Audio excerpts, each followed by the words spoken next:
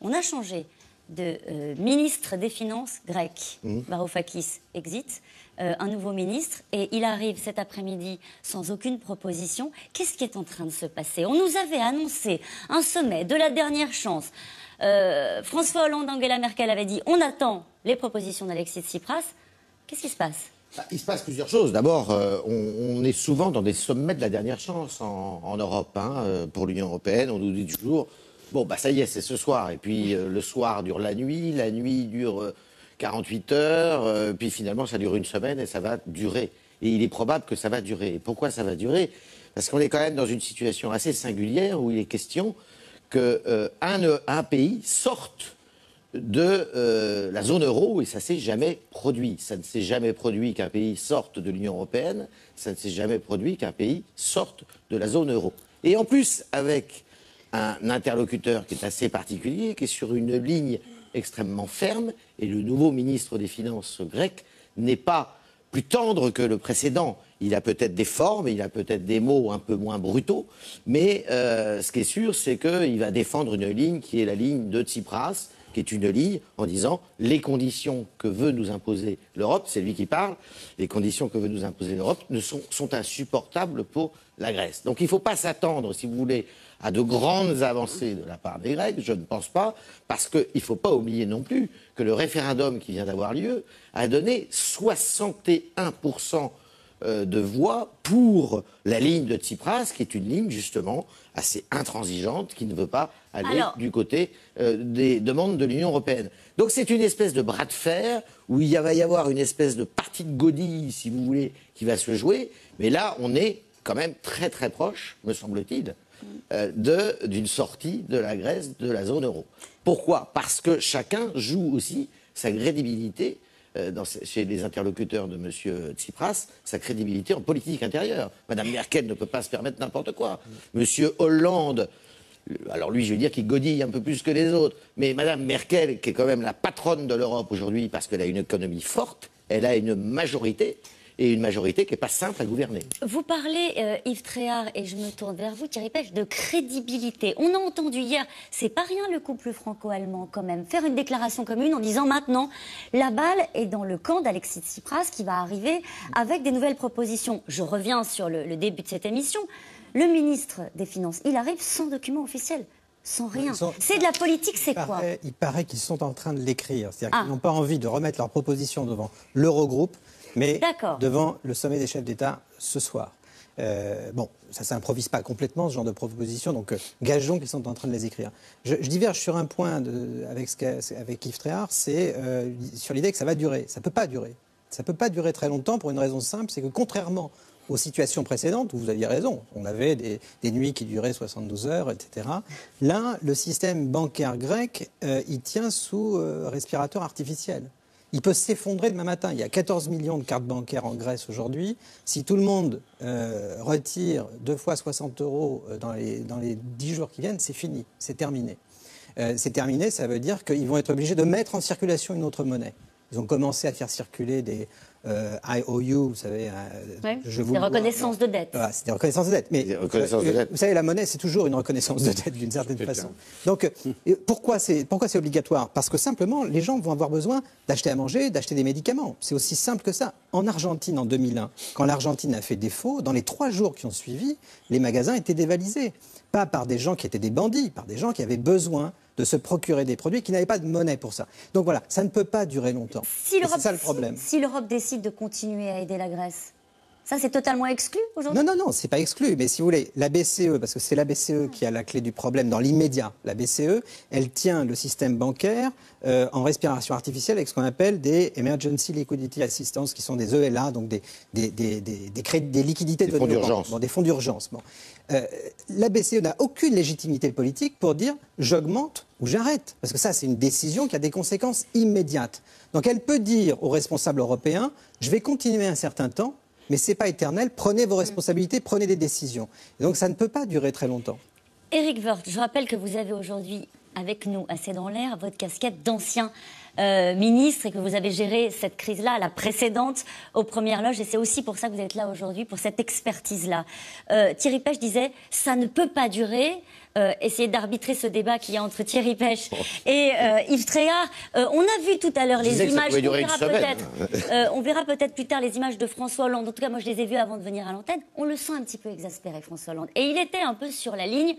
Il va falloir que maintenant les choses se règlent et que les choses avancent. Moi, je pense que ça ne doit pas durer, surtout.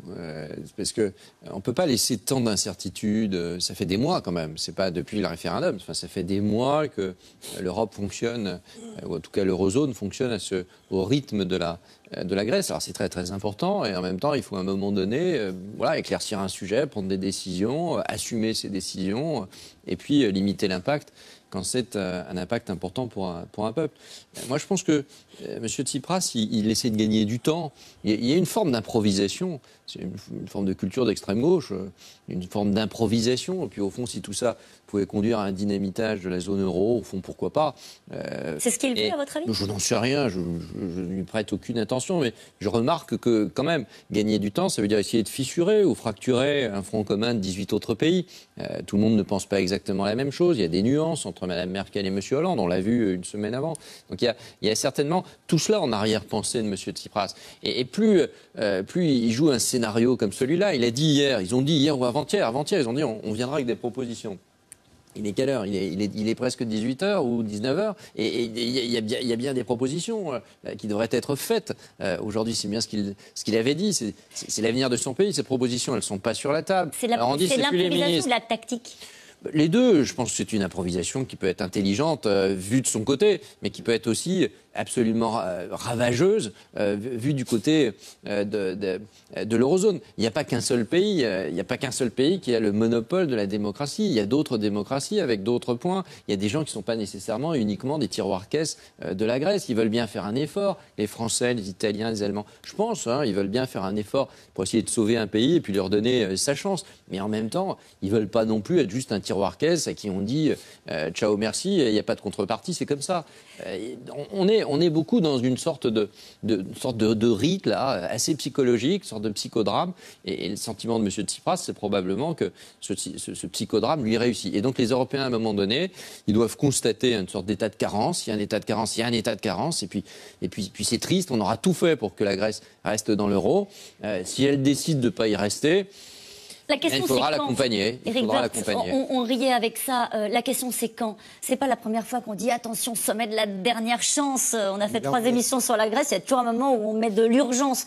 Il peut continuer comme ça, Tsipras, à balader. Pardonnez-moi pour l'expression. C'est ce soir. Je pense que ce soir, il présente un plan devant les chefs d'État. Donc il y a un moment donné, on vient devant le Parlement demain. Il vient quand même de le Parlement européen demain. Donc demain, je pense que les. Oui, on est déjà demain, quoi. Les chefs d'État peuvent décider. Les chefs d'État peuvent décider. Enfin, après, il y a des procédures de ratification dans un certain nombre de pays. Mais enfin, à un moment donné, M. Hollande, il doit savoir ce qu'il veut exactement. Il peut s'entendre avec Mme Merkel et avec l'ensemble de ses confrères. Et puis décider à un moment donné. Et décider aussi de la nature de la réponse. Car ce n'est pas une réponse oui ou non. Dehors ou dedans. Dehors veut dire aussi un certain nombre de mesures, ça veut dire un calendrier, ça veut dire un accompagnement, ça veut dire le rôle, un mandat à la BCE, ça veut dire plein de choses. Roland Quérol. Oui, on a dans toutes ces émissions sur la Grèce beaucoup parlé d'économie et sans doute on va le refaire plus tard. On est en ce moment dans un moment politique. Tsipras ne fait pas de proposition aujourd'hui au ministre des Finances parce qu'il pense que l'élément nouveau, c'est un élément politique, c'est le nom grec. Et que c'était aux Européens de réagir par rapport à cela. D'où l'idée, en effet, que c'est avec les chefs d'État et de gouvernement qu'on peut causer politique et pas technique avec les ministres de l'économie. Et de l'autre côté, la réponse, elle doit être aussi politique. Est-ce qu'on souhaite ou pas le Grexit ? Est-ce qu'on souhaite ou pas que la Grèce reste dans l'euro ?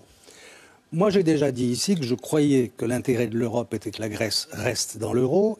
Et Tsipras a dit lui-même, il est plus qualifié que moi, que la Grèce avait un grand intérêt à rester dans l'euro et dans l'eurozone. Si c'est ça, le point de vue des uns et des autres, vous verrez. On va trouver des solutions. On ne va pas les trouver ce soir. On va en trouver certaines dans cette semaine. Et les autres vont probablement traîner pendant encore un certain nombre de semaines, mais on les trouvera. Il y aura entre-temps de nouvelles ELA qui seront émises par la BCE. Peu importe le prix. C'est pas peu importe le prix. Quand on a une décision politique, il faut bien faire avec. Et je crois que là, la décision que doivent prendre les Européens, c'est est-ce que finalement ces Grecs qui nous embêtent sacrément depuis 5 mois, on est prêt à se dire tant pis, on va les garder. Mon hypothèse, moi, je reconnais que c'est un peu aventureux, c'est que Mme Merkel ne voudra pas laisser partir les Grecs. Je pense que Mme Merkel, qui a bien sûr une opinion allemande très anti-grecque, qui a bien sûr des alliés sociodémocrates devenus furieusement anti-Tsipras, elle ne voudra pas passer pour la fossoyeuse de la Grèce dans l'Europe. Donc ma conviction, c'est que, notamment grâce à Mme Merkel, la réponse des Européens sera oui, il faut les garder, et qu'on aura une discussion plus facile. Alors ça, c'est le pari que vous faites ce soir. On va voir comment les choses se passent. Mais les chefs d'État européens se retrouvent aujourd'hui, en ce moment même, pour tenter de trouver un moyen de conserver, vous l'avez dit Roland Quérol, la Grèce dans la zone euro sans humilier personne. Là, voilà le débat et voilà ce qui est posé aujourd'hui aux chefs d'État européens. Hier, le couple franco-allemand reformé pour l'occasion a renvoyé Alexis Tsipras à ses propositions. Mais cet après-midi, le nouveau ministre grec des Finances est arrivé à l'Eurogroupe, on va dire presque les mains dans les poches. François-Xavier Rigaud. Tous les regards sont posés sur lui. Euclide Tsakalotos, le nouveau ministre des Finances grec. Cet après-midi, les 19 pays de la zone euro se sont réunis à Bruxelles pour un sommet extraordinaire. Au programme, l'examen des nouvelles propositions promises par la Grèce pour sortir de cette crise. Ce que nous attendons, c'est que M. Tsakalotos, le nouveau ministre de l'économie et des finances, que je salue, nous présente des propositions qui doivent être complètes, concrètes, crédibles, pour pouvoir démarrer la discussion. Le gouvernement grec doit dire comment il compte satisfaire ses créanciers, soit avec de nouvelles propositions, soit en acceptant les anciennes. Des propositions très attendues pour cette énième réunion de la dernière chance. Mais désormais, plus personne n'exclut le scénario d'un Grexit. On est proche d'un Grexit ? Tout dépend de la Grèce. On aura la réponse ce soir. Si la confiance n'est pas rétablie, si aucun programme de réforme n'est présenté, une sortie de l'euro ne peut être exclue. Sous la pression de leur opinion publique, le scénario d'un Grexit est envisagé et presque souhaité par de nombreux pays de la zone euro. Parmi eux, on trouve l'Allemagne, les Pays-Bas, la Finlande, la Slovénie, l'Estonie, l'Irlande, la Lettonie ou encore la Slovaquie. On doit se serrer la ceinture, on a des retraites toutes petites. Et les Grecs, ils ont beaucoup plus. Moi, j'ai une retraite de 390 €. Je paie 200 € de loyer et je dois vivre avec le reste. Ils ne le méritent pas. Ceux qui ont moins leur donnent toujours plus. C'est quoi ce système? Moi, je pense que la Grèce doit quitter la zone euro. Ce matin, au Parlement européen, l'ambiance était tendue. Le président de la Commission, Jean-Claude Juncker, tente de calmer le jeu. Ça, c'est ce bavardage qui consiste à me dire que je regarde parfois mon téléphone. Je suis en texting, comme on dit en franglais, avec le Premier ministre grec. Je ne sais pas si vous avez l'occasion de faire de même, mais je dois faire ça aujourd'hui. Je fais mon travail et ça, c'est ce bavardage stupide qui n'a aucune raison d'être. Mon souhait est d'empêcher une sortie de la Grèce. Je suis contre une sortie de la Grèce. Nous devons essayer de trouver une solution. Et nous ne trouverons pas une solution aujourd'hui. S'il y avait une solution aujourd'hui, ce serait encore une fois une solution trop facile. Du temps. Voilà ce qu'aurait demandé le nouveau ministre des Finances grec cet après-midi lors de la réunion de l'Eurogroupe. Autre point de blocage dans cette crise avec Athènes, la dette colossale de la Grèce, 322 milliards d'euros. Alexis Tsipras souhaite la renégocier et milite pour son allègement. Quiconque connaît les traités européens sait qu'une réduction de la dette n'est pas possible. Dans quelques minutes, les chefs d'État et de gouvernement de la zone euro se retrouveront à Bruxelles pour un sommet extraordinaire autour du Premier ministre grec Alexis Tsipras. Le couple franco-allemand, moteur de l'Union européenne, aura un rôle crucial à jouer dans le dénouement de cette crise. J'insiste sur le fait qu'il n'y a plus beaucoup de temps et qu'il y a urgence. Urgence pour la Grèce, urgence pour l'Europe. C'est une question aussi de visibilité, de crédibilité et même, je dirais, de dignité. Nous sommes très clairs. La porte reste ouverte aux négociations. Il est important pour nous que des propositions soient sur la table dès ce week-end, de façon à ce que nous apportions des solutions à la situation actuelle. En attendant d'éventuelles solutions, Athènes vient de demander une nouvelle aide financière à l'Europe. 4 de ses principales banques seraient sur le point de faire faillite. Des banques qui devraient rester fermées encore toute la semaine. Et cette question d'un téléspectateur ou d'une téléspectatrice de C'est dans l'air, pourquoi ai-je l'impression que les dirigeants actuels de la Grèce se moquent de nous, Eric Woerth ? Parce qu'ils se moquent de nous. C'est une impression assez réelle. C'est quand même... c'est pas n'importe quel mouvement politique, Syriza. C'est un mouvement politique d'extrême gauche qui a sa propre vision. Il a gagné les élections, donc il représente son pays. Mais je ne suis pas sûr que sa volonté soit véritablement de consolider l'Europe, de changer l'économie dans son pays. C'est probablement d'autres visions de l'organisation institutionnelle et économique de son propre pays qui ne sont pas...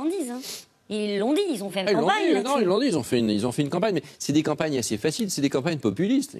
C'était facile de gagner le référendum, c'était même beaucoup plus facile que de gagner l'après-référendum. C'est quand même facile de dire aux gens, écoutez, vous recevrez plus de retraite, vous inquiétez pas, il y aura moins d'austérité. Demain, on fait un référendum en France pour demander si les Français sont d'accord pour payer moins d'impôts, je suis sûr qu'on va le gagner. Donc c'était pas très, très difficile. C'est au contraire, c'est ça le populisme. Au fond, c'est de faire des choses faciles et puis d'essayer d'imposer ces choses.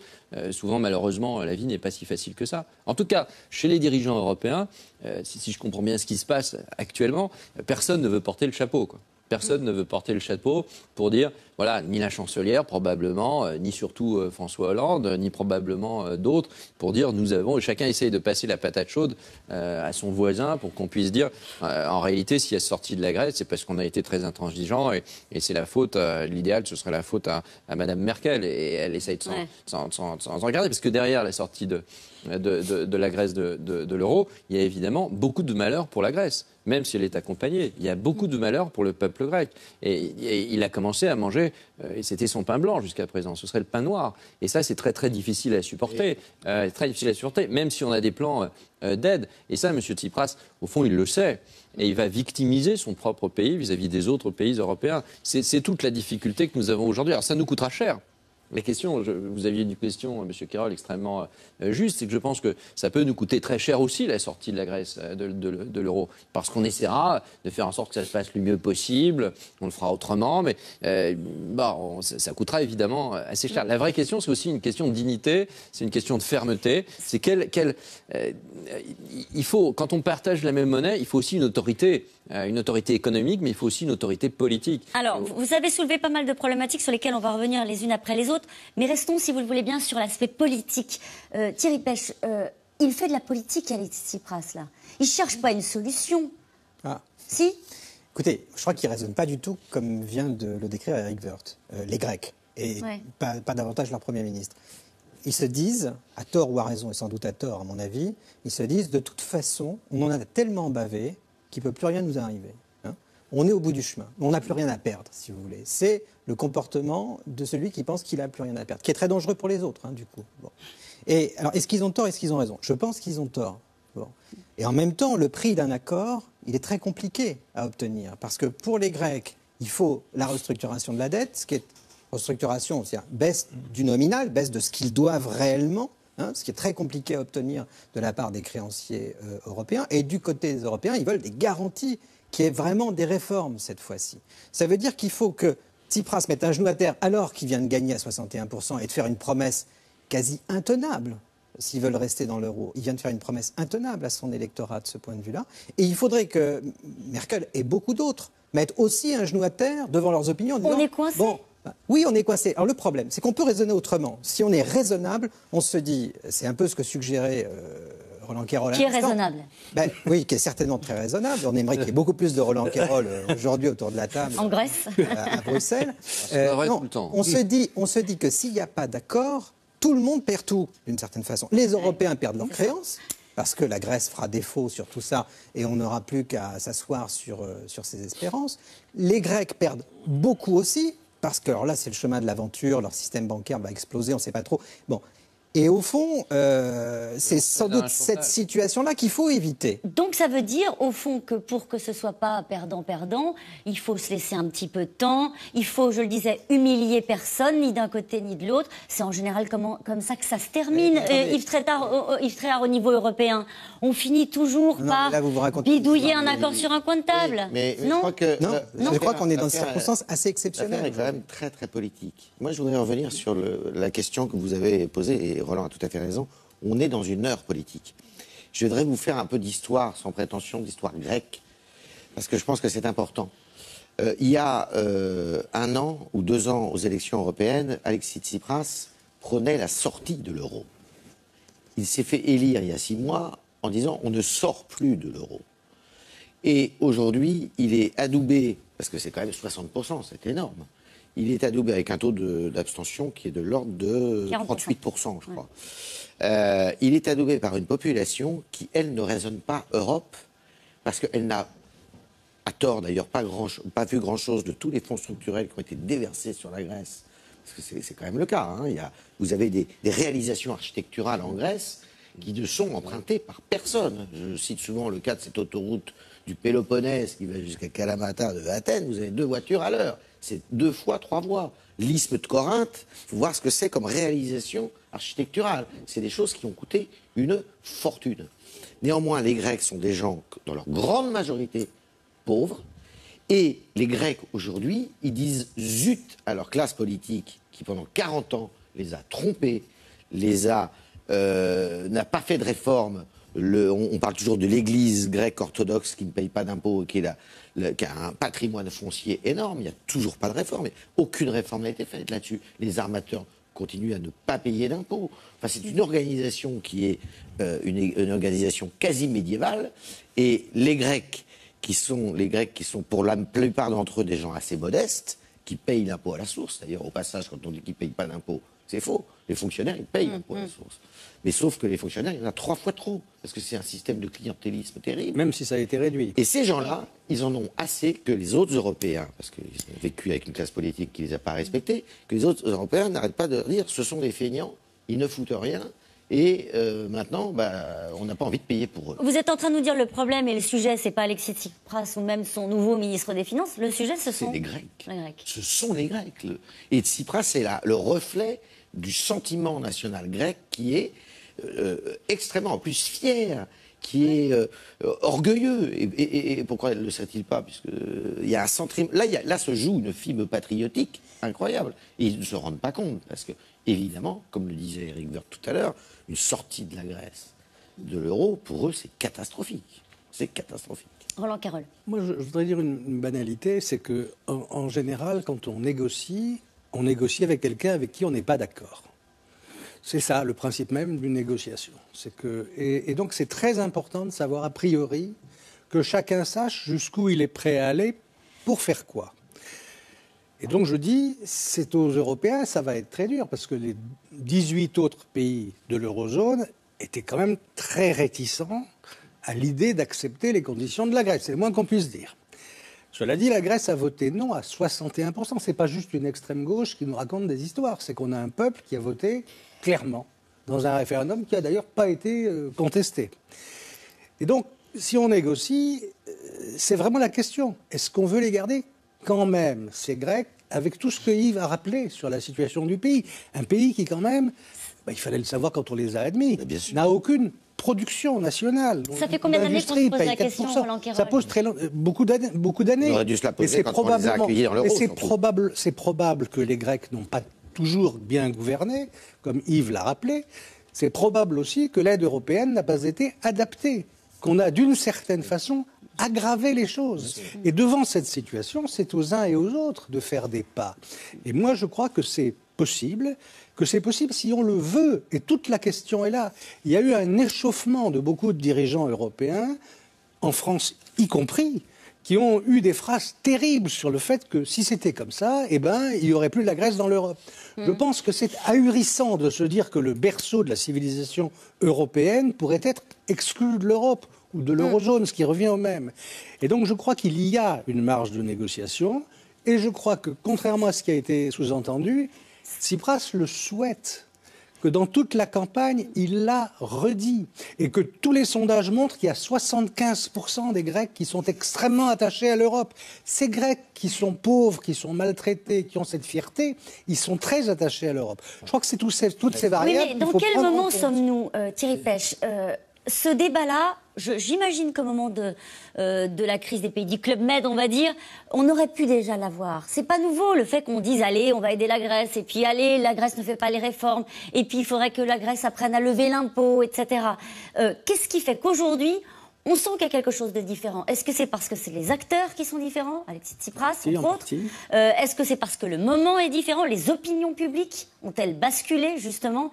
Vous parliez de l'opinion publique grecque, mais on pourrait parler de ce qui se passe aussi en France ou en Allemagne. Thierry Pech, dans quel moment on est là? Le problème est devenu quasi insoluble. C'est pour ça qu'on est dans un moment particulier. C'est-à-dire qu'à force de pas choisir les bons traitements, les bonnes réponses, que ce soit les Grecs ou les Européens à partir de 2010, il y a des économistes qui ont fait un calcul de responsabilité qui vaut ce qui vaut, qui arrive à la conclusion que 80% du problème, c'est la responsabilité des Grecs, 20% c'est la mauvaise gestion européenne dans les années 2010, 2013, 2014. Bon. Donc on a effectivement, aujourd'hui, on est face à une difficulté majeure. Les Grecs n'ont pas fait démonstration de leur capacité à réformer leur économie. Et la confiance est, de ce point de vue-là, très largement entamée. Bon. Deuxièmement, ils ont une montagne de dettes devant eux. 180% du PIB de dette, c'est beaucoup d'argent. Et on a déjà prêté 227 milliards et on a coupé déjà 100 milliards sur la dette privée. Donc aujourd'hui, la question, même s'il y avait beaucoup de bonne volonté autour de la table, comment on résoudrait ce problème? Vous voyez, c'est compliqué. Ce serait un pays, je vais vous dire quelque chose d'un peu méchant, ce serait un pays sous-développé d'Afrique. On enverrait la Banque mondiale, on mettrait sous mandat pendant 4 ans un programme qui dirait, ben voilà, on va vous construire un système fiscal, on va construire une administration à faire tout ça. Évidemment, on n'est pas dans cette région du monde et les Grecs qui sont fiers et orgueilleux, comme l'a dit Yves Tréhard, n'accepteraient pas ça, ils auraient d'une certaine manière raison.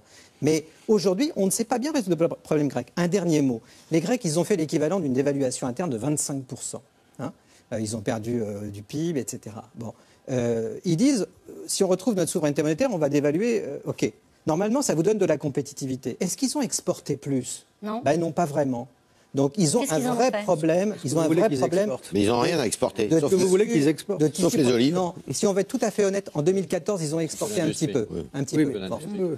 Mais c'est trop peu, si vous voulez. Ils ont un système productif qu'il faut reconstruire. Est-ce qu'autour de la table, tout le monde est d'accord? Alors, autour de cette table-ci, projetons-nous autour de la table.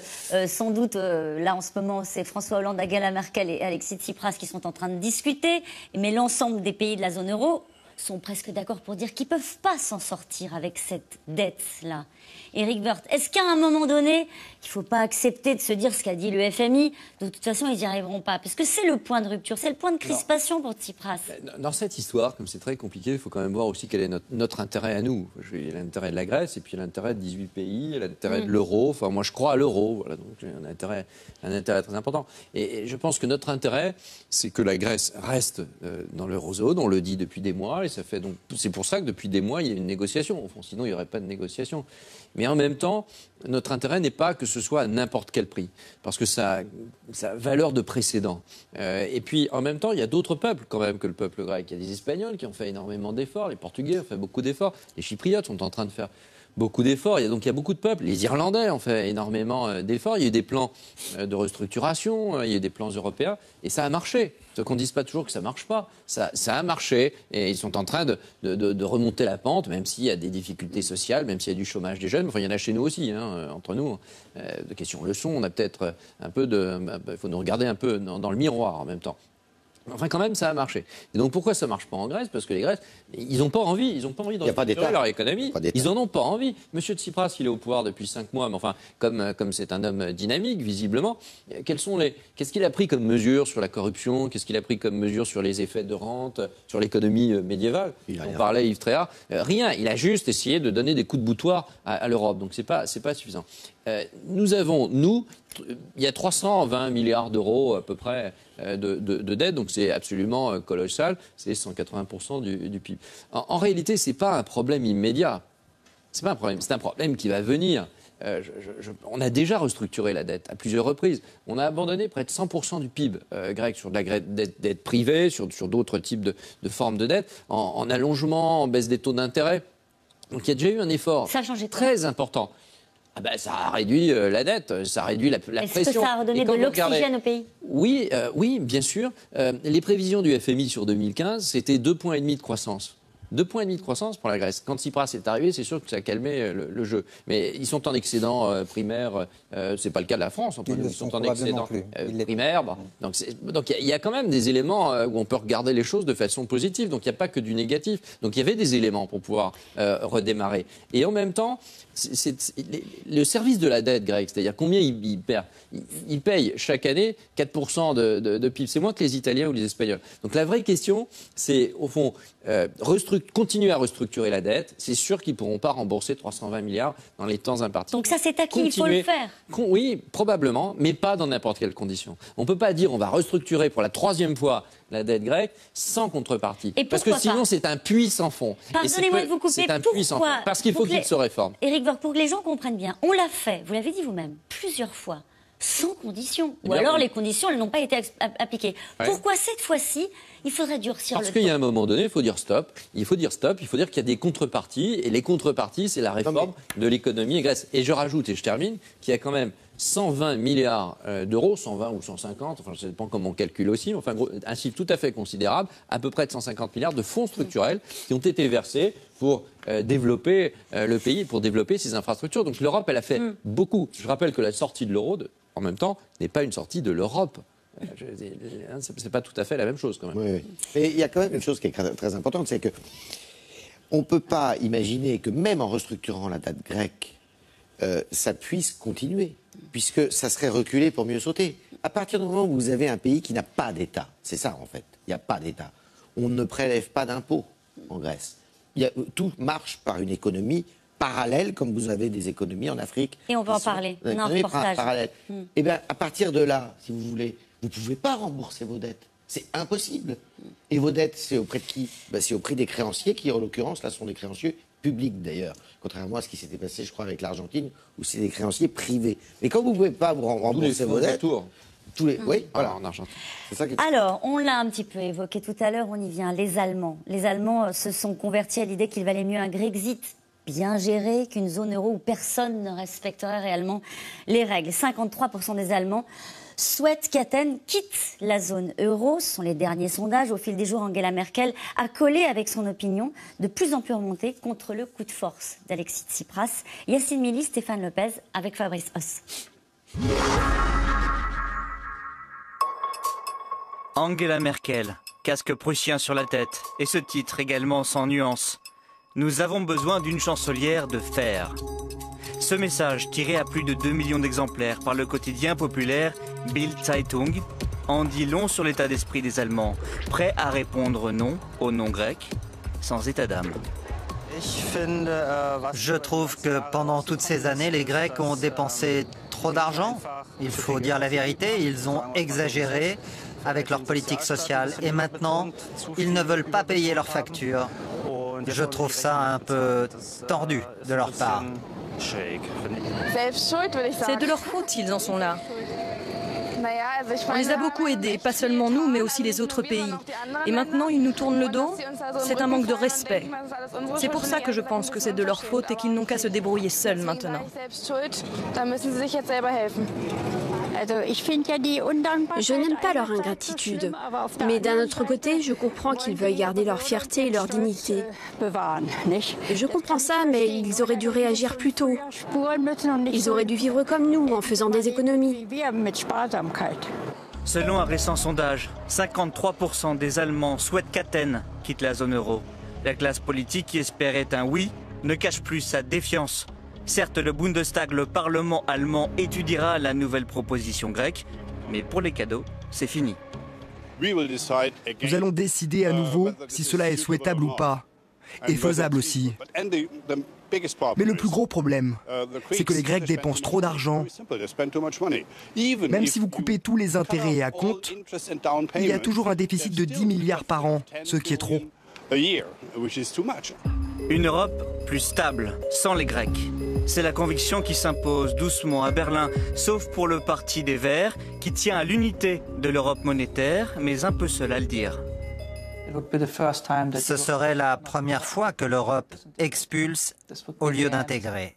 Ce serait la fin d'une histoire qui se nourrissait d'une promesse de continuité. C'est bien plus qu'un problème d'argent, c'est le principe d'intégration qui est en jeu. Et nous ne devrions pas le mettre en danger à cause d'un gouvernement qui ne s'adapte pas bien ou autre chose. Dans les salles de rédaction, les éditions spéciales dédiées à la Grèce se succèdent. Qu'est-ce qu'on fait sur la Grèce? C'est la une. Mais aujourd'hui, il y a surtout Bruxelles. Quel plan sera présenté? Quelles sont les réactions de Bruxelles? Un feuilleton grec qui dure depuis des années. Entre Athènes, la cigale, qui doit 80 milliards d'euros à Berlin, la fourmi, gardienne assumée de l'orthodoxie financière. Maintenant, ça va être difficile pour nous en Allemagne de se mettre d'accord sur un troisième plan d'aide et de lancer de nouvelles mesures pour la Grèce. Car le gouvernement allemand dit officiellement que ce non au référendum signifie que les Grecs ne veulent pas accepter nos conditions. Ils ne veulent pas jouer selon les mêmes règles que nous. Maintenant, tout peut encore arriver, mais je pense qu'au fond, tout le monde est prêt à aider. Ce qui est difficile, c'est de trouver une solution qui soit acceptable à la fois par le Bundestag et en même temps supportable pour la Grèce. Un dilemme pour la chancelière Merkel, coincée entre une opinion publique très remontée et la possibilité d'un troisième plan d'aide, mais qui signerait aussi l'aveu d'échec de sa politique menée à l'égard d'Athènes depuis 2010. Et oui, car derrière ces visages, ces hommes d'État, il y a des peuples. Et nous en venons à ce sujet-là. Quels pays européens sont favorables à un Grexit? Roland Querol. Écoutez, je pense que les opinions européennes sont beaucoup plus favorables à un Grexit aujourd'hui qu'elles l'étaient il y a 8 jours. Que tous ces reportages sur ce pays qui ne va pas fait que dans la plupart des pays d'Europe, chez ceux qui payent, et puis chez ceux qui ont déjà payé alors qu'ils sont pauvres, il y a l'idée pourquoi eux, ils auraient droit à un régime de faveur. Je crois en même temps que l'Europe ne se fait pas seulement à coup de pression de l'opinion publique sur les gouvernements nationaux, et qu'il y a un moment où on décide d'être européen ou pas, malgré cette pression des gouvernements nationaux. Moi, je crois que Tsipras, il a dans la tête quelque chose qui concerne les Allemands, c'est le fameux accord de Londres de 1953. À l'époque, l'Allemagne était criblée de dettes et avait un pays encore largement marqué par l'économie d'avant-guerre. Eh bien, les 21 créanciers de l'Allemagne, dont la Grèce, ont accepté de laisser tomber 62% de la dette allemande, d'exiger des mesures de politique économique faisant une économie nouvelle, et se sont réservé la possibilité d'avoir un véritable contrôle sur la croissance de l'économie allemande. Ça a du sens, Roland Querol, de faire cette comparaison? Non. Franchement. Non. Vous savez, en matière historique, comparaison n'est jamais raison. J'ai dit, Tsipras doit avoir ça en tête. Moi, je dis, une négociation, c'est pour trouver une solution qui englobe en même temps les problèmes de la dette et les problèmes de la gestion économique. Il n'est pas vrai que la Grèce n'a rien fait ces dernières années. Ils ont fait 2 années d'excédent budgétaire, ils ont lutté contre la corruption avec pas mal de mesures efficaces et ils ont réduit la fonction publique. Ce qu'ils ne peuvent pas faire, c'est inventer d'un coup une économie grecque qui n'existe pas. Donc moi je crois qu'il devrait être question, au fond le FMI disait quoi il y a 3-4 jours? Réduisons de 30% la dette grecque et faisons un plan d'aide de 50 milliards d'euros. Et moi j'ajouterais, et faisons en sorte, c'est là l'intérêt peut-être de l'euro et des grands pays européens, l'économie grecque à construire, elle va être à vendre ces jours-ci. Il n'y a pas d'investisseurs grecs suffisants pour l'affronter. Il y a une tâche pour nos entreprises et nos États à construire la grecque aux côtés des Grecs. Et donc, voilà, je pense qu'il y a plus de marge de négociation que cette pression de l'opinion publique qui est, il y en a marre, ils ont qu'à se plier aux règles communes. Vous n'entendez pas, Thierry Pech, vous l'entendez, ce que dit le peuple allemand, ce que peuvent dire aussi les Français, les téléspectateurs de C'est dans l'air. Les Slovaques, n'en parlons pas. Une émission sur C'est dans l'air disait, est-ce que c'est encore à nous de payer, avec cette idée qu'il y a des règles dans la zone euro et que certains pays essaient de les respecter, y compris des pays qui ont fait énormément d'efforts. On parlait de l'Espagne, on pourrait parler aussi du Portugal, et que d'autres les font moins, ces efforts-là. Est-ce que vous l'entendez, cette critique-là? On peut que l'entendre et on peut même comprendre que ce sentiment se soit répandu. En même temps, notre responsabilité, c'est aussi d'expliquer à ceux qui nous écoutent que si la Grèce part en vrille demain, c'est bon pour personne. C'est bon pour personne, y compris d'un point de vue sécuritaire, géopolitique. L'instabilité aux portes de l'Europe, c'est pas une bonne chose. Bon, on peut dire, voilà, on est exaspéré, etc., mais on ne peut pas s'excepter de la géographie. Les Grecs vont rester nos voisins. Et en plus, ce sont nos débiteurs. Donc, c'est comme dans le paradoxe des dettes de Rabelais. On a toujours intérêt à ce que le débiteur son débiteur vive longtemps. Donc, on est pris dans cette difficulté. Avec une question à laquelle personne n'a répondu. Enfin... Qui doit faire l'effort? À un moment donné, on dit on veut la même chose. On ne veut pas que la Grèce sorte de la zone euro, ça serait pénible pour les Grecs et pour les Grecs et pour nous. Romain Carroll a dit, je pense, sur le fond, quelle est la solution? La solution, c'est de faire un cut, une coupe franche dans la dette grecque et d'investir dans l'économie grecque. Personne n'est prêt aujourd'hui, parmi les créanciers, à acheter ce scénario-là. C'est le scénario du FMI. Bon, mais c'est... au fond, à long terme, la seule solution pérenne. Voilà. Est-ce qu'on est prêt à faire ça? Et en contrepartie, qu'est-ce qu'on demande à la Grèce? On demande des réformes structurelles. Mais attention, ce n'est pas restructurer la dette telle que vous le disiez tout à l'heure, Eric Woerth. C'est faire une coupe dans le nominal, c'est-à-dire la valeur constatée de la Grèce. C'est 30%. C'est ce que je voulais dire.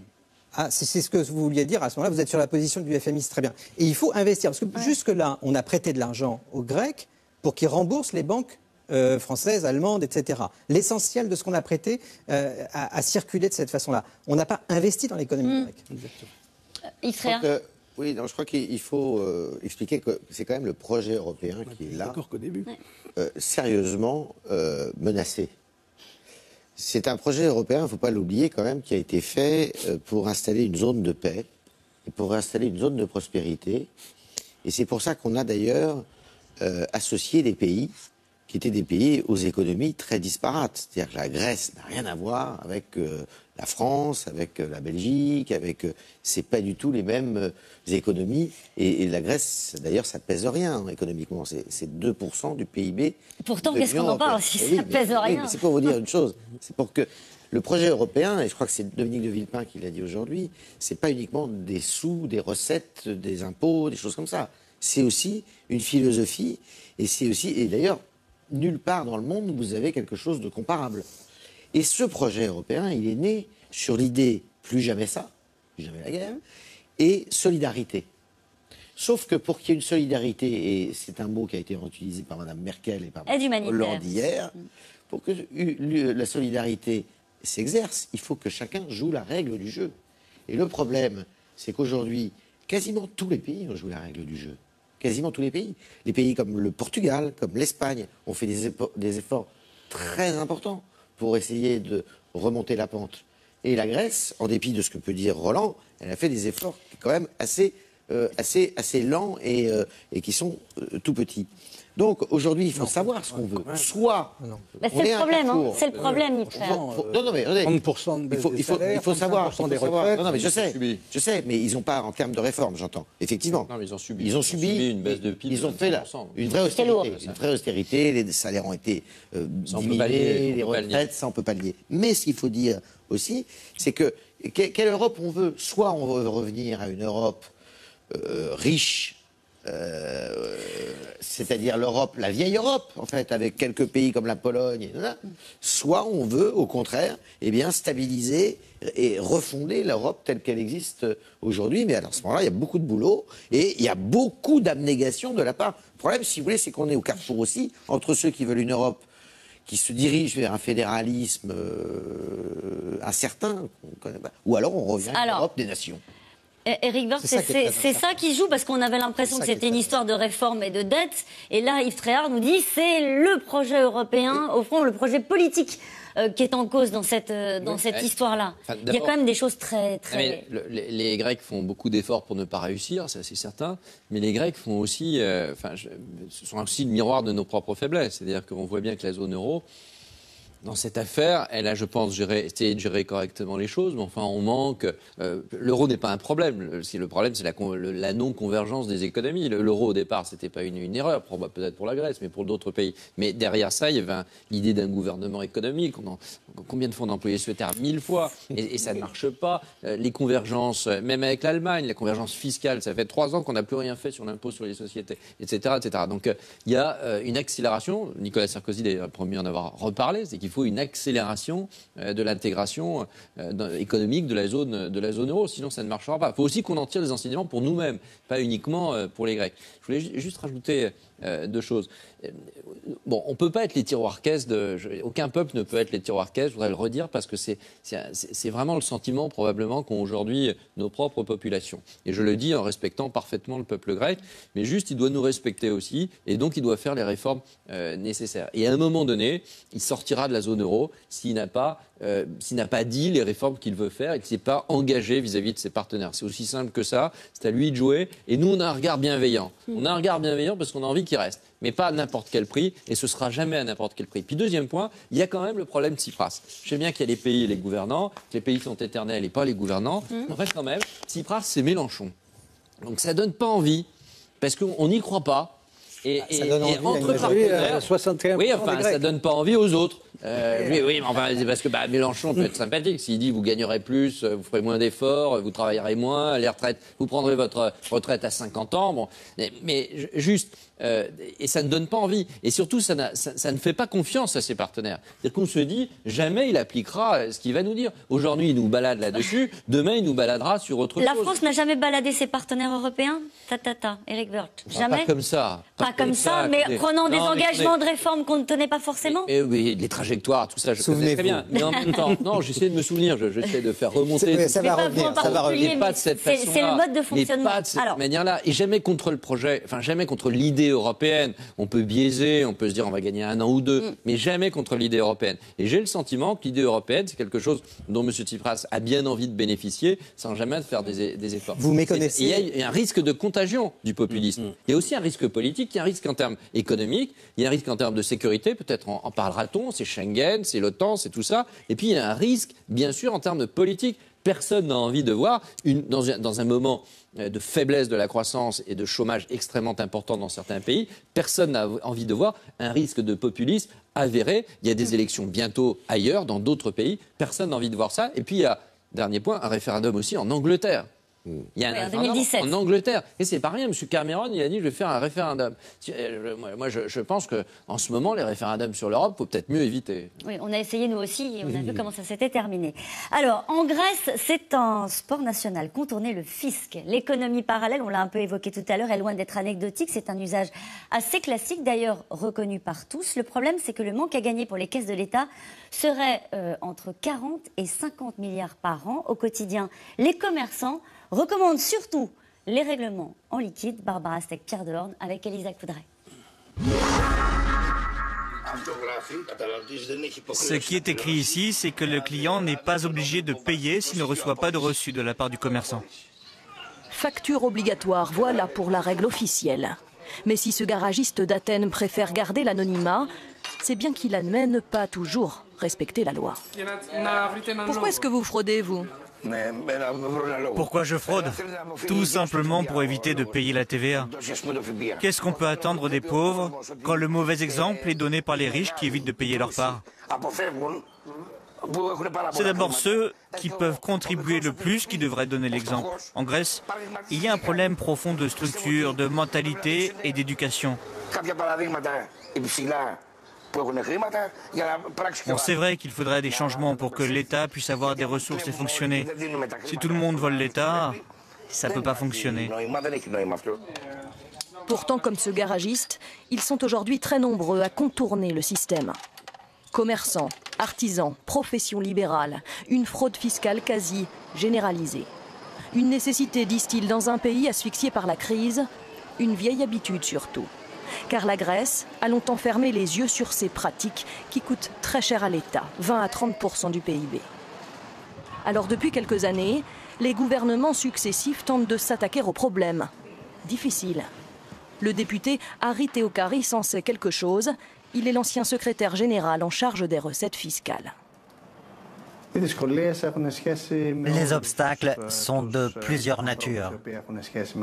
Ça va des contrôleurs fiscaux, habitués à la corruption, habitude qu'il sera difficile de changer, au cadre juridique qu'il faudrait simplifier. Il y a aussi le problème de la classe politique qui, en souhaitant garder la main sur les institutions publiques comme le fisc, les empêche de fonctionner de manière efficace. Et puis enfin, les grands fraudeurs font pression à chaque changement fiscal. Des défis immenses. D'autant qu'il y a des privilégiés, certains secteurs d'activité qui restent pour l'instant quasiment intouchables. Les armateurs, par exemple, puissants, à eux seuls, ils emploient 200 000 personnes en Grèce. Même s'ils payent plus d'impôts depuis 2013, ils bénéficient toujours d'un régime fiscal très avantageux. Et qu'importe si le pays est au bord de la faillite, eux refusent de payer davantage. Si théoriquement, le gouvernement grec, pour satisfaire les créanciers, voulait augmenter les taxes à l'industrie de la marine marchande grecque, le résultat, ça aurait été fait que ceux qui nous financent nous auraient obligés de changer de drapeau, ils auraient perdu le taxe qu'on paye actuellement, et si ça allait plus que ça, pour garder notre compétitivité, pas les sociétés propriétaires de bateaux, mais toutes les autres sociétés, tout le cluster qui offre des services aux bateaux, auraient parti de la Grèce pour aller dans un autre pays. Une menace à peine voilée. Pourtant, selon cet économiste, c'est un immense manque à gagner pour le pays tout entier. On estime que chaque année, une taxation supplémentaire des armateurs pourrait rapporter des milliards aux caisses de l'État. On sait très bien quel est le problème. Dans la législation fiscale, il y a 55 dispositions spéciales à propos des armateurs. Et tous ces articles ont une valeur quasi constitutionnelle. C'est-à-dire que les différents gouvernements ne peuvent pas les changer. Le gouvernement de Tsipras va pourtant devoir plancher sur la question. La réforme fiscale pourrait être une des clés du redressement du pays. Alors c'est sûr qu'en France, on est meilleur pour lever l'impôt, hein, comme on dit, après ce reportage où on viendra sur le cas particulier des armateurs. Mais je voudrais, Ytrea, vous poser cette question. Quels sont les secteurs les plus concernés par l'économie souterraine? Les armateurs, justement. Oui, les armateurs, mais on peut dire que toute l'économie grecque est quasiment en économie parallèle, si vous voulez. Elle souffre de deux choses principalement, l'économie grecque, si on veut aller au plus vite. C'est le clientélisme et une fonction publique, parce qu'on se plaint souvent de la fonction publique en France qui est pléthorique, mais la fonction publique en Grèce, c'est encore pire. Et elle a fonctionné, cette fonction publique, par clientélisme, c'est-à-dire que vous êtes chef de bureau, vous connaissez bien un tel, vous faites rentrer tout le monde. Et donc ça a un coût pour l'État, il faut payer ces fonctionnaires. Et il y a un nombre de fonctionnaires par habitant qui est, je crois, le plus important d'Europe. Ça, c'est la première des choses. La deuxième des choses, c'est que je le disais encore, on est dans une économie qui ne produit pas grand-chose, qui est une économie de la débrouille, qui est une économie du commerce et du service.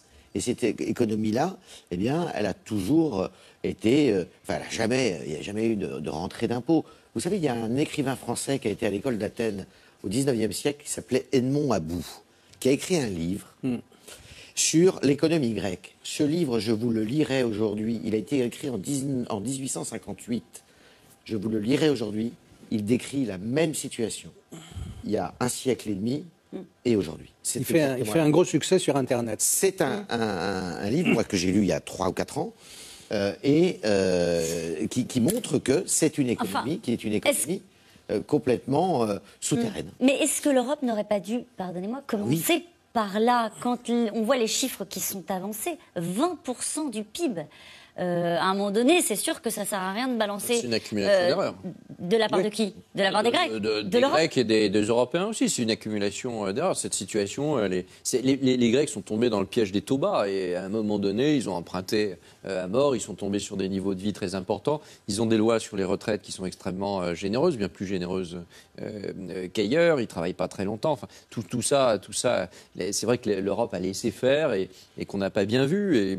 Et voilà, et tous les gouvernements successifs grecs, comme les gouvernements européens, n'ont pas tiré la sonnette d'alarme suffisamment tôt et tout ça a été révélé par la crise de 2008. Mais c'est pas une... Voilà, on va pas faire de l'archéologie politique et de l'histoire. Ah, c'est pas l'histoire, c'est aujourd'hui. Ce qui compte aujourd'hui, c'est la situation d'aujourd'hui. Il y a beaucoup de responsabilités partagées. Juste, il faut simplement être à la hauteur de cette responsabilité. C'est pour ça qu'on a beaucoup prêté, hein, et c'est pour ça qu'on est prêt encore à aider. C'est pour ça qu'on veut que la Grèce reste dans l'euro, parce qu'on ne connaît pas l'impact d'éventuellement du Grexit. Mais en même temps, ça peut pas être fait n'importe comment. Mais ça joue, pardonnez-moi de vous couper. C'est pas un puissant front, la zone euro.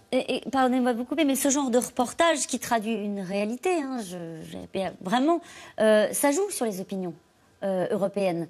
C'est-à-dire qu'on se dit, mais commencez peut-être par là aussi, chers amis grecs, Roland Quérol. Non, mais je pense comme vous, mais on ne peut pas se contenter, quand on a vu un reportage comme ça, de dire, allez, les amis grecs, nettoyez ça chez vous.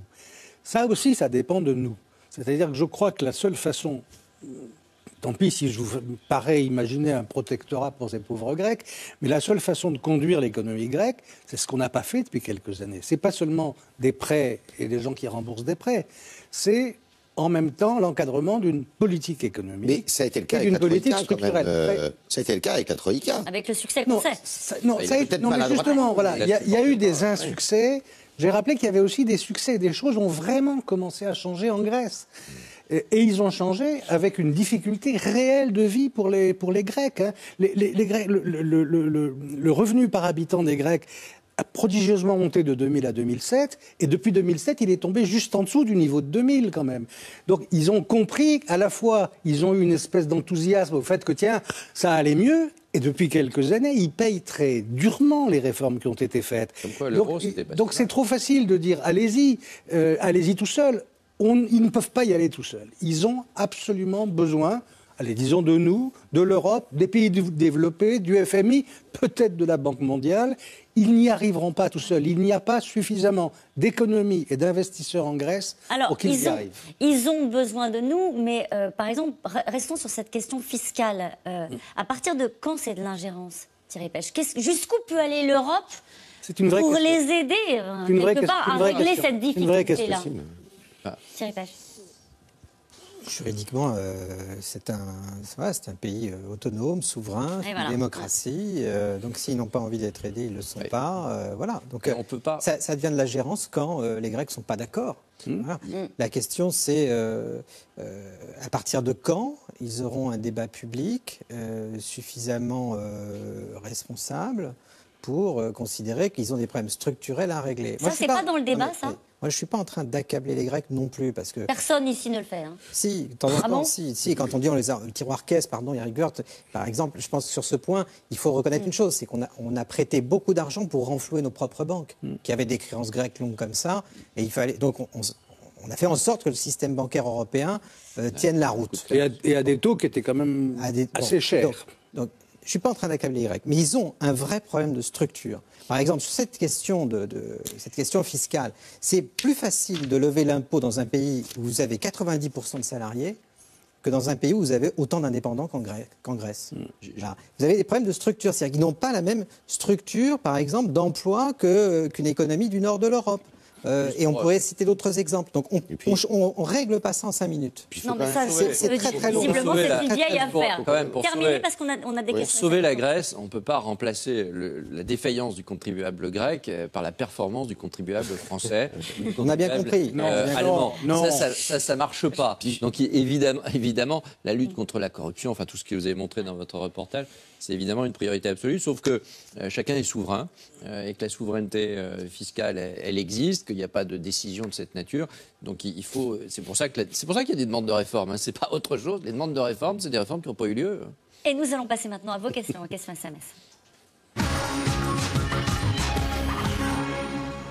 Quelle nouvelle proposition pourrait être jugée acceptable et par l'Europe et par le peuple grec? Allez, aidez-les à négocier. Mais le problème, c'est qu'ils n'ont pas fait des propositions concrètes.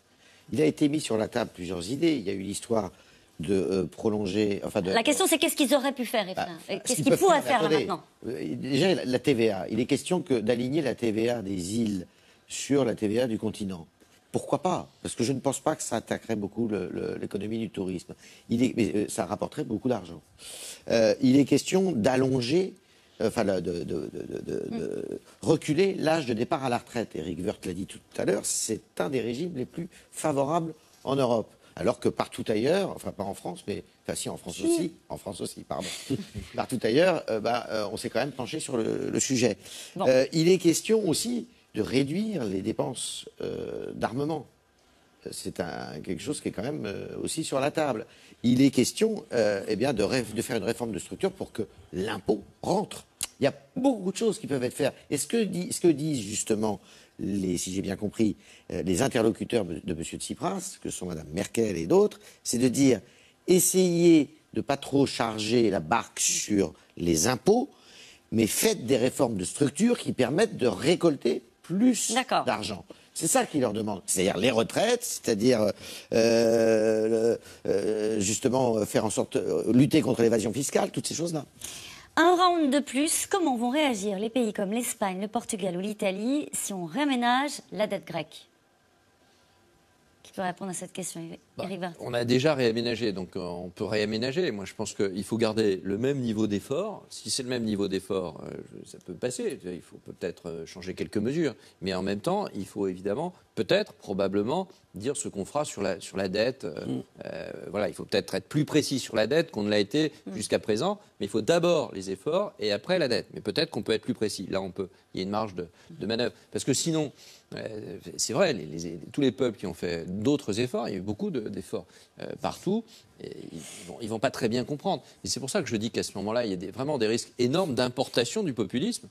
Personne n'a envie d'importer du populisme dans son propre pays. Les pays les plus difficiles à convaincre, c'est pas ceux que vous avez cités. C'est la Finlande, les Pays-Bas, c'est les pays d'Europe de l'Est aussi qui ont très mal vu les démarches de Tsipras à l'égard de Poutine. Il a fait 2-3 gestes politiques qui ont exaspéré les pays du nord de l'Europe. Lorsqu'il a rendu visite à Vladimir Poutine. Oui, puis les négociations sur le South Stream, le gazoduc qui va passer par la Grèce, toutes ces choses-là ont été décryptées comme des coups de canif volontaires et provocateurs, à tort ou à raison, au mainstream européen sur la relation avec la Russie. Justement, cette question. Une relation très compliquée. Les conséquences géopolitiques d'une sortie de la Grèce ne sont-elles pas plus importantes que les conséquences économiques? On les connaît moins, mais effectivement, elles sont potentiellement plus graves. Et je crois d'ailleurs que la diplomatie américaine l'a très bien compris. C'est-à-dire que la pression que les Américains mettent pour que les Européens trouvent une solution au problème grec, elle tient beaucoup au fait qu'ils ne veulent pas un failed state, un État effondré, de l'instabilité dans cette région, les Balkans, qui est connue historiquement. Vous avez raison de parler des États-Unis. La Maison-Blanche, cet après-midi, a appelé à reprendre les fils du dialogue. Ils ont fait pression sur le FMI de la même façon la semaine passée. Moi, je suis très vigilant là-dessus, en tout cas très préoccupé, parce que il y aura un impact, s'il y a une sortie de la Grèce, il y aura un impact économique sur l'ensemble de la zone euro. Il est incalculable, mais il est probablement assez implacable. Mais il y aura un effet très, très grave dans le domaine de la sécurité. Ils sont dans Schengen, c'est un pays d'importation, c'est un pays d'immigration illégale très important, probablement devant l'Italie, est-ouest, mais aussi nord-sud maintenant. Donc si le pays part un peu à volo, il y a vraiment des risques tout à fait considérables, et on n'en a pas besoin aujourd'hui parce qu'il y a des pressions très fortes. Il faut parler de l'OTAN aussi, et les États-Unis sont de plus en plus en froid avec les Turcs depuis pas mal de temps maintenant. Et en face, c'est les Grecs qui sont les pires ennemis des Turcs d'ailleurs. Donc ils ont besoin de la Grèce pour faire poids face à la Turquie. Les plans de sauvetage précédents n'ont pas permis de redresser l'économie grecque. Pourquoi une nouvelle aide le permettrait-elle, Roland Quérol? Je crois encore une fois qu'il ne s'agit pas de prendre les choses séparément, mais comme on a essayé de le dire, d'avoir un plan d'ensemble qui à la fois réduise drastiquement la dette grecque, alors drastiquement, je ne sais pas, ça peut être 30% comme le suggère le FMI, et qui en même temps soit des mesures économiques où certaines semblent inacceptables pour Tsipras, alors que l'Europe insistait beaucoup pour les avoir. Augmenter, par exemple, la TVA sur l'électricité. Bon, déjà, ça pèse sur les catégories populaires. Pensez quand même qu'un tiers des Grecs ont été exclus de l'assurance maladie dans ces dernières années. Donc, on peut comprendre qu'un gouvernement dise « Attention, ces réformes-là, je ne peux pas ». Et donc, il faut que les Grecs trouvent suffisamment de réformes de structure qui rapportent autant et qui permettent de faire avancer la modernisation de la Grèce. Quelles conséquences pour la France en cas de Grexit? Eric Woerth. On a un vent de croissance qui est très modéré, c'est le moins qu'on puisse dire, et qui vient beaucoup de l'extérieur. Donc toute mauvaise nouvelle de l'extérieur peut affecter cela. C'est pas calculable. Je vois simplement que le gouvernement a changé d'avis. Monsieur Hollande disait il y a peu de temps, il n'y aura aucun impact, c'est anodin, enfin l'économie française n'en souffrira pas. Puis tout d'un coup, ils disent le contraire. Avec Monsieur Valls ce matin, Monsieur Hollande l'a redit, tout d'un coup, ça devient quand même quelque chose de dangereux. C'est évidemment dangereux. D'abord parce que nous, on a des créances, donc perdre l'ensemble de nos créances, si c'était le cas, c'est du déficit supplémentaire à un moment donné, c'est des créances qu'on ne recouvre pas. Donc c'est un affaiblissement, un appauvrissement patrimonial du pays. Donc ça, c'est très grave. Et puis deuxième point, il y a des risques, comme toujours, de marché. Il y a des risques de tension. Aujourd'hui, on ne les voit pas, mais tout ça peut arriver. Et nous sommes très exposés, car nous sommes nous-mêmes très endettés. Nous sommes très, très endettés. Donc nous sommes très sensibles à tout cela. C'est pour ça qu'il faut, si jamais ça se passait comme ça, il faut envoyer un message absolument contraire et très rapide d'une intégration supplémentaire de la zone euro. Il faut prendre de ce malheur, il faut en faire une chance pour la zone euro. Non, ça, c'est un point très important. Je pense que là, je vous rejoins pleinement. Je crois que si demain la Grèce sort de la zone euro, c'est un échec pour la zone euro, mais dont il faut tirer très rapidement des leçons pour créer une zone euro plus solidaire, plus solide, et qui envoie au marché et au reste du monde le signal que c'est du solide. Parce que derrière... C'est tout à fait aussi vrai si les Grecs restent. On a des élections en Espagne à l'automne, avec la question Podemos. On a le Brexit britannique qui vient. Les forces de désunion sont là, sont aux portes de l'Europe. Donc il faut, si on va vers un Grexit, et je crois malheureusement que c'est le cas pour ma part, je pense que c'est malheureusement le cas, eh bien il faut très vite une initiative franco-allemande, et peut-être même plus largement que franco-allemande, pour dire voilà, on va changer les choses. Ça n'arrivera plus. Il y a très longtemps que l'Europe n'a jamais été aussi faible. Il y a très longtemps, politiquement et économiquement, avec des risques de tension. Donc cette faiblesse de l'Europe, il faut vraiment y apporter une solution. Il faut saisir l'occasion pour montrer qu'elle tient la route et qu'elle sait où elle va. Comment réagiraient les Français dans une situation économique et sociale semblable? Roland Quérol. Là, pour le coup, c'est de la science-fiction. Nous ne sommes pas dans une situation de ce type. Voilà, c'est absolument inimaginable. Qui est actuellement prêt à investir en Grèce? La Russie? Alors, il était question qu'à un moment, les Allemands rachètent des îles grecques, vous savez. Ouais. Et que c'était une façon, justement, d'épurer leur dette. Je crois que, sincèrement, il n'y a personne aujourd'hui. D'abord, il n'y a pas d'acteurs privés. Je ne vois pas beaucoup d'acteurs privés qui sont prêts à aller en Europe investir en grec. Ce qu'il faut savoir, par exemple, c'est que le port du Pirée, qui est un des plus grands ports de Méditerranée, est divisé en deux. Ça donne aussi une image de comment fonctionne la Grèce. Une partie a été rachetée par les Chinois. Ils ont tout changé. Ça marche du tonnerre de Dieu. Et l'autre partie est restée dans la main du gouvernement grec. Et ça ne marche absolument pas. Voilà. Pourquoi ai-je l'impression que l'Europe veut la peau de la Grèce? C'est pas l'impression. Enfin, c'est une mauvaise impression. Non, c'est une mauvaise impression. Sinon, on ne serait pas à la table de négociation. On aurait dit très bien, vous nous faites un bras d'honneur, c'est terminé. Non, au contraire. Non, mais on fait tout parce qu'on est responsable. Pourquoi on a cette impression? Parce que beaucoup de dirigeants européens ont dit que si le non l'emportait, ça serait inadmissible pour nous. Et donc, ils ont semblé, de M. Dijsselbloem aux sociodémocrates allemands, ils ont été violents. Il n'y a pas de gentil et de méchant dans cette affaire-là. Merci beaucoup.